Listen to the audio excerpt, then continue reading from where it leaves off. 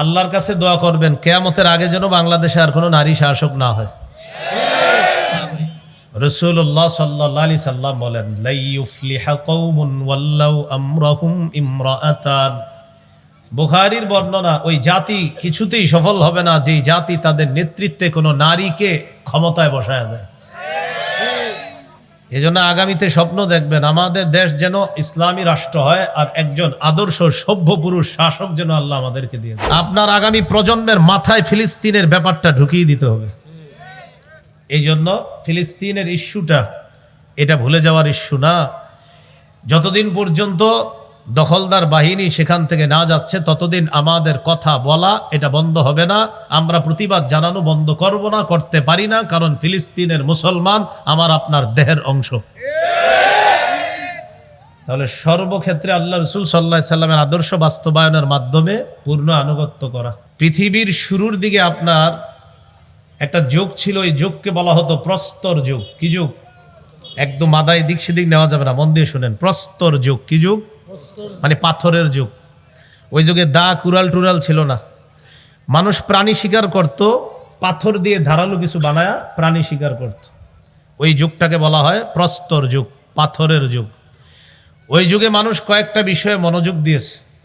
শিকার এবং খাদ্য সংগ্রহ পর্ব, একটা হলো কৃষি সম্প্রসারণ এবং জনপদ পর্ব, আরেকটা হলো বিভিন্ন ধাতু আবিষ্কার। এই চেষ্টা চালাইতেছিল। তখন তারা গবেষণা করে দেখছে এই সব কিছু নেয়ামতগুলা বেশি পাওয়া যায় একটা এলাকা, যে এলাকাটার নাম বর্তমানে ফিলিস্তিন, সেখানে সব কিছু পাওয়া যায়। তাহলে ফিলিস্তিন বরকতে পরিপূর্ণ। এখনো ফিলিস্তিনের অবস্থা 27 থেকে 29 তাদের দেশের তাপমাত্রা সবসময়, কি শীতকাল বলেন আর কি গরমকাল বলেন, 27 থেকে 29, কত নাতিশীতোষ্ণ আবহাওয়া। তো এই ফিলিস্তিন এটা বরকতি। এজন্য শুরুতে একটা আয়াত তেলাওয়াত করছি আমি, সূরা আম্বিয়ার 71 নম্বর আয়াত। ওয়ানাজ্জাইনাহু ওয়া লূতান ইলাল আরদিল্লাতী বারাকনা ফিহা লিল আলামিন। ইব্রাহিম নবী এবং লূত নবীকে আমি জালেমদের থেকে মুক্ত করে তাদেরকে সফর করিয়ে আমি বরকতপূর্ণ এলাকায় নিয়ে গেলাম, যেই এলাকাটা সারা দুনিয়ার জন্য আমি বরকতপূর্ণ বানিয়েছি। এটা হলো সেই ফিলিস্তিন। খ্রিস্টপূর্ব 3200 সনের কথা। তখন ব্রোঞ্জ যুগের সূচনা হয়। ব্রোঞ্জ যুগ, ব্রোঞ্জ বুঝেন? ব্রোঞ্জ হলো দেখবেন পুরস্কার দেয়, স্বর্ণ রূপার মেডেল, ব্রোঞ্জের মেডেল এটা দেয় পুরস্কার। এই ব্রোঞ্জ যুগে মানুষ সর্বপ্রথম টিন আবিষ্কার করে। টিন, এই যে আশেপাশে টিন আছে, টিন আবিষ্কার করে। ব্রোঞ্জ যুগে যখন মানুষ প্রবেশ করে তখন আরব উপদ্বীপ থেকে কেনানি সম্প্রদায় ফিলিস্তিনে যায়। আরব উপদ্বীপ থেকে কেনানি সম্প্রদায় ফিলিস্তিনে যায়। তারা গিয়ে ফিলিস্তিনে বসবাস। তখনও ফিলিস্তিনের নাম কিন্তু ফিলিস্তিন না। আমি বারবার ফিলিস্তিন বলতেছি, কিন্তু ফিলিস্তিনের নাম কি না আমি বলতেছি। ফিলিস্তিন কিভাবে হয়েছে? কেনানিরা গিয়ে সেখানে বসবাস শুরু করে। কেনানিদের একটা অংশের নাম ছিল ফিনিশিয়ান সম্প্রদায়। এই ফিনিশিয়ান সম্প্রদায় ফিলিস্তিনের এক পাশে সিরিয়ার অঞ্চল, যেটা ফিলিস্তিনের সাথে লাগানো, সেখানে বসবাস করে ফিনিশিয়ান। আরেকটা এলাকায় বসবাস করে আমোরীয় সম্প্রদায়। আমোরীয় কেনানিরা বসবাস শুরু করে, তাদেরই একটা অংশ ফিনিশিয়ান, তারা এক এলাকায় বসবাস করে। আপনাদের এলাকা বিভিন্ন গোত্র হয় না, খান বংশ, বাহাদুর বংশ, এরকম। তাহলে একটা হলো ফিনিশিয়ান সম্প্রদায়, আরেকটা হলো আমোরীয় সম্প্রদায়। এই আমোরীয় সম্প্রদায়ের একটা গোত্রের নাম ছিল হেক্সুস। কি নাম? এই হেক্সুস সর্বপ্রথম আল কুদস নামক শহরের গোড়াপত্তন করে।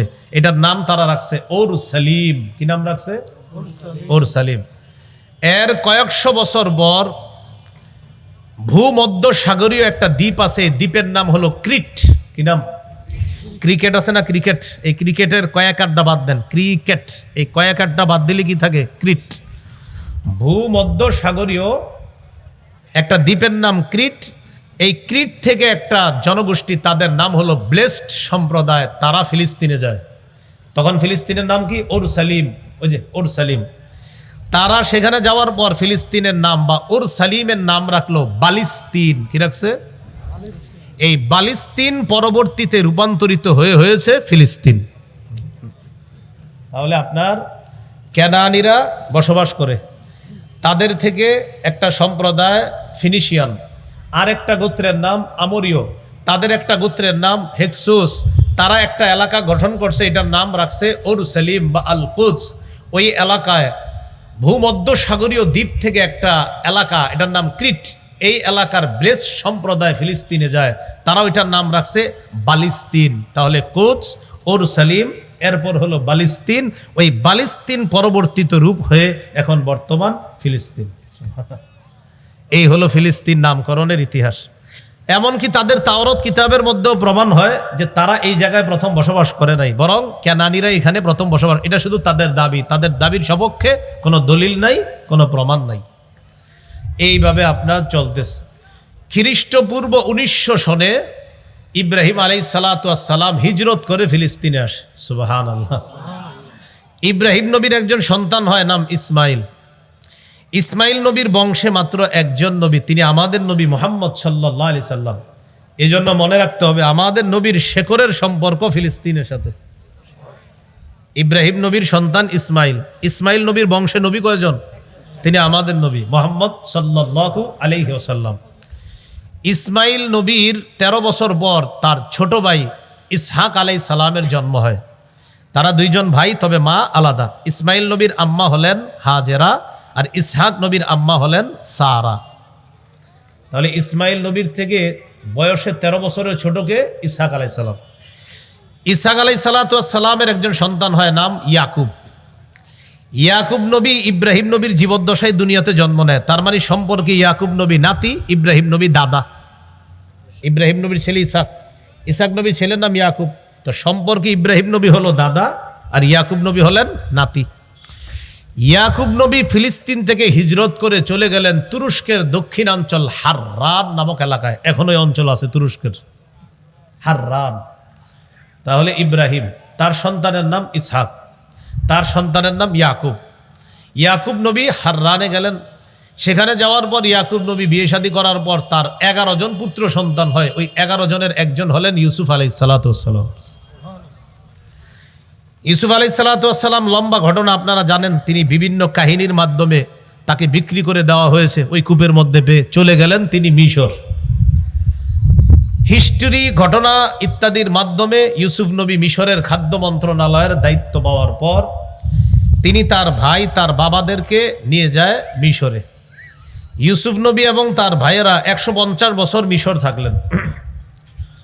ইয়াকুব নবীর আরেকটা নাম আছে, নাম ইসরাইল। বলেন কি নাম? বলেন আমার সাথে। ইসরা অর্থ বান্দা, ইল অর্থ আল্লাহ। ইসরাইল অর্থ আল্লাহর বান্দা। তাহলে বুঝে থাকলে বলেন তো ইয়াকুব নবীর আরেকটা নাম কি?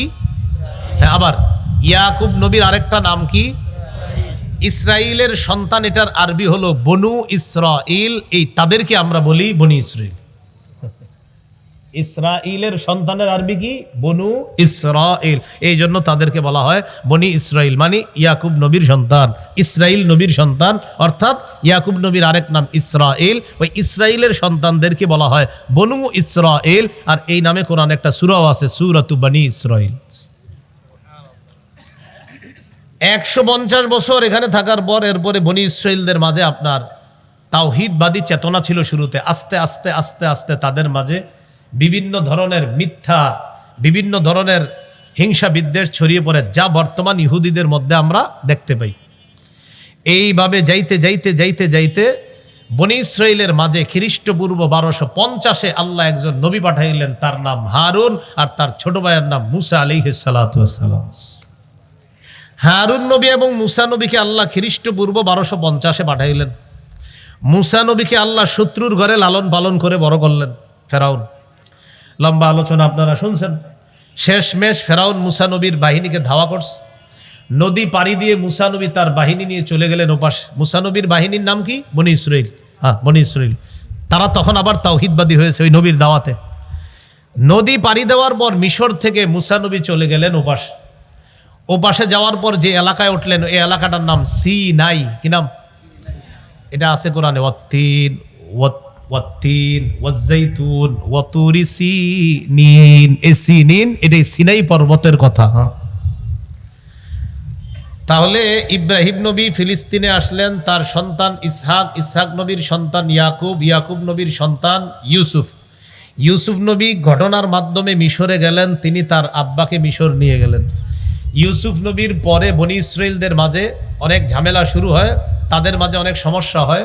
খ্রিস্টপূর্ব 1250-এ তাদের মাঝে আল্লাহ একজন নবী পাঠাইলেন, তার নাম মুসা।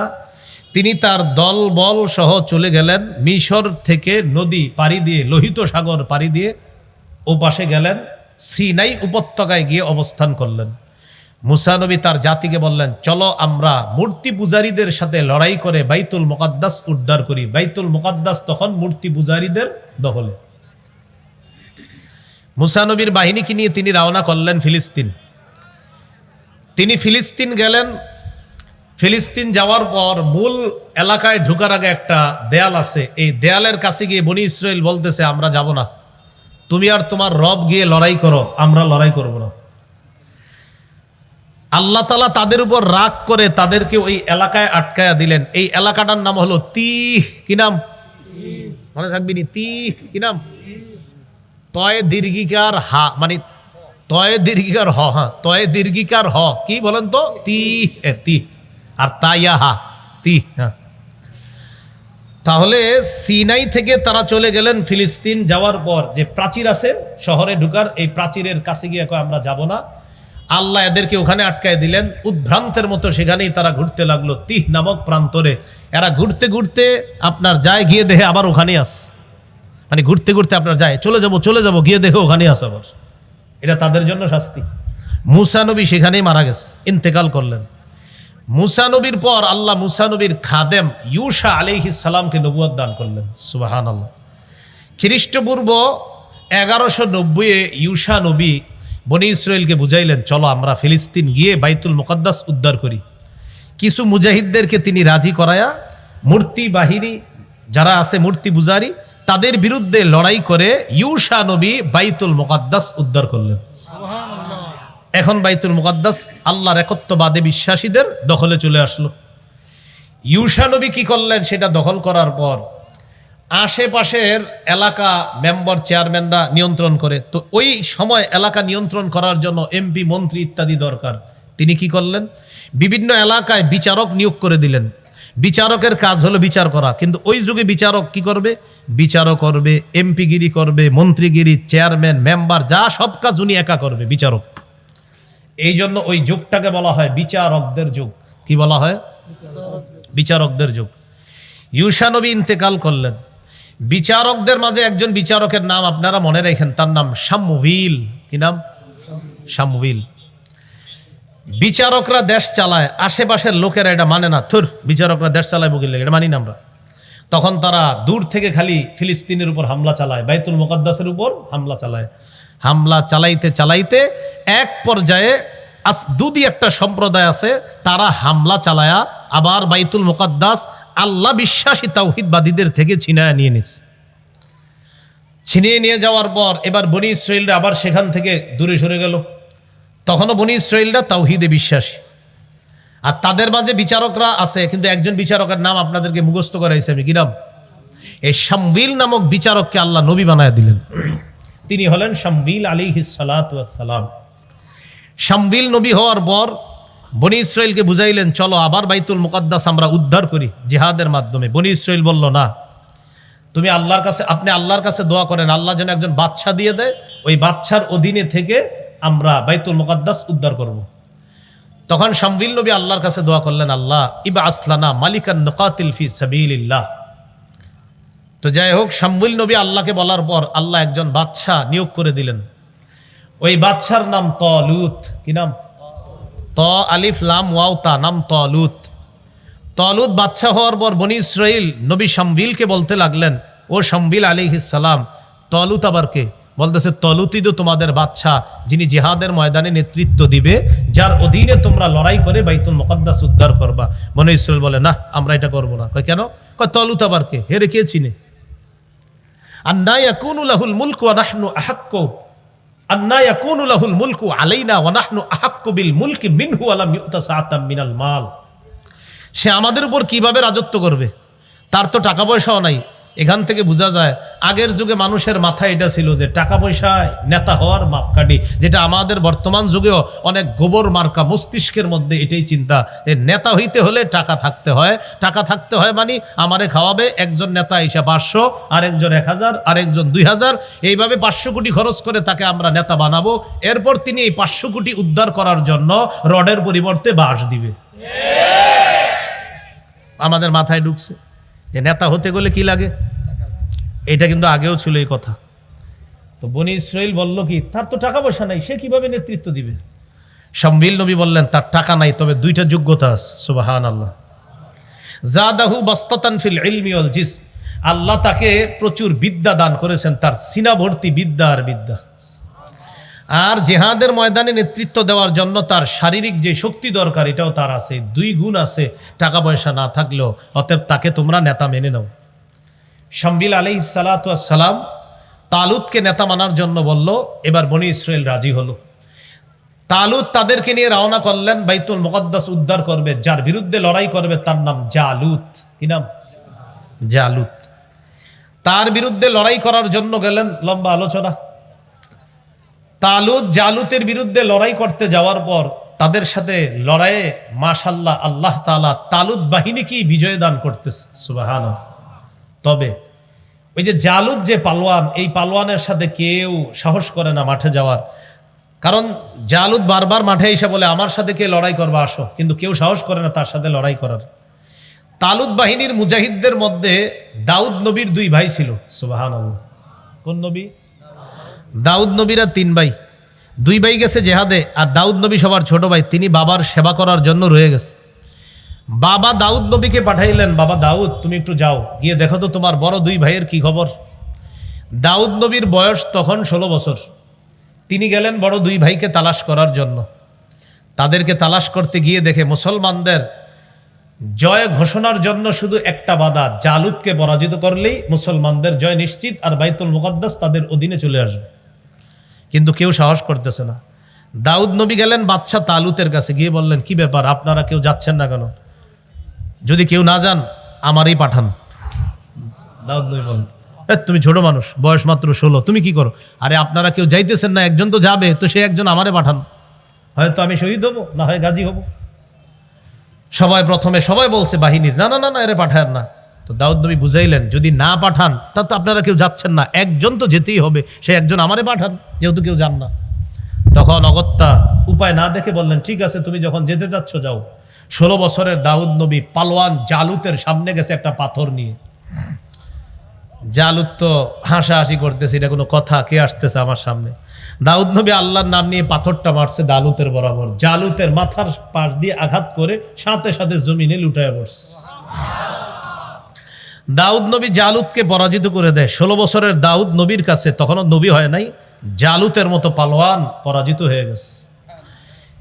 পরবর্তীতে আল্লাহ তাআলা দাউদ নবীকে নবুয়ত দান করে, আবার রাজত্ব দান করে। মনে রাখবেন, দাউদ নবী ওই নবী যাকে আল্লাহ একসাথে নবুয়ত এবং রাজত্ব, বাদশাহী 2টা দান করছে।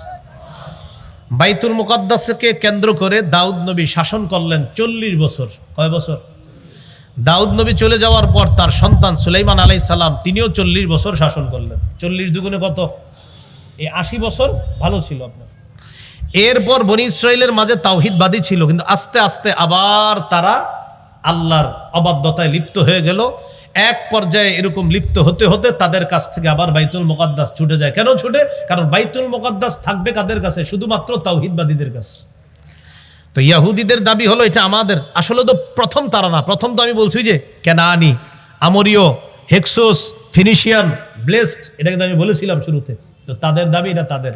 আমি বললাম তো, যে কোনো আপনি একজন ইহুদিকে বলেন, কারোর সাথে বসতে বলেন যে প্রমাণ করুক এটা তারা পূর্বে ছিল না, এটা প্রমাণ করতে পারবে না, শুধু জোরে, গায়ের জোরে। এইভাবে করতে করতে আধুনিক কালে 1917, কত?